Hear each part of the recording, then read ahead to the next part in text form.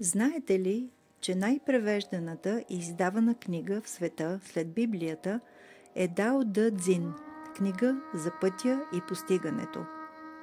Тя е написана от Лао Цзъ, един от 10-те първоучители, почитани в Сахаджа йога. Според преданието, отекчен от живота в Китай, мъдрецът Лао Цзъ решил да напусне страната. Когато стигнал до граничния пункт, бил спрян от началника на стражата, който го разпознал като велик духовен учител. Командирът казал, че ще го пусне, само ако остави частица от своята мъдрост в Китай. Тогава Лао Цзъ се уединил и написал знаменития си ръкопис Дао Дэ Цзин. Легендата разказва, че командирът приел свитъка и станал първият последовател на даоизма.